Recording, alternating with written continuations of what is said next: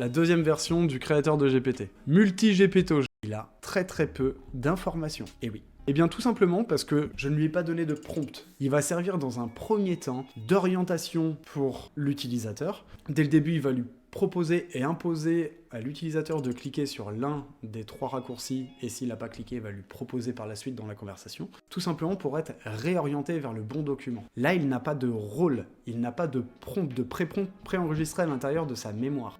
Ce qu'il va faire, c'est que si vous cliquez sur « Optimiser le GPT », il va aller chercher dans sa base de connaissances, ici, « Optimiser et améliorer ChatGPT ».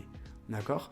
Je lui ai indiqué, ici, si l'utilisateur sélectionne / création de GPT, oriente-toi vers le document création de GPT de ta base de connaissances. Attribue-toi le prompt détaillé et suis les directives précises énoncées dans le document. Donc ça veut dire que le prompt se trouve à l'intérieur du document souhaité. Tu pourras t'aider du reste de ta base de connaissances, mais interdiction formelle de consulter les 2 autres commandes finalement qui vont lui donner un prompt inverse à celui qu'il a déjà. Donc voilà. Et je lui donne le nom des documents qu'il n'a pas le droit d'aller le voir. Grâce à ça, si tu cliques sur Optimiser GPT par exemple, il va aller chercher le document Optimiser GPT, mais vu que je ne peux pas l'ouvrir directement depuis sa base de connaissances, je vous le montre, il est juste là. Donc si jamais on tape sur Création de GPT, il va rentrer à l'intérieur de ce document-là et prendre connaissance de ce prompt-là qui est ultra détaillé. Et comme vous avez pu le comprendre, selon l'action que vous sélectionnerez, il ira se servir d'un autre prompt dans sa base de connaissances pour s'auto-former.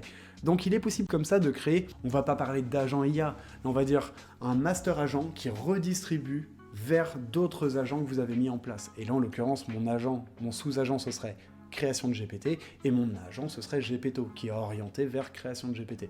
Pensez à tout ça lorsque vous créez vos GPT. Vous pouvez mettre en place une base de connaissances riche, vous pouvez mettre en place des scénarios avec des étapes, avec des commandes qui sont déjà prédéterminées à l'avance à l'intérieur de vos configurations, de vos instructions.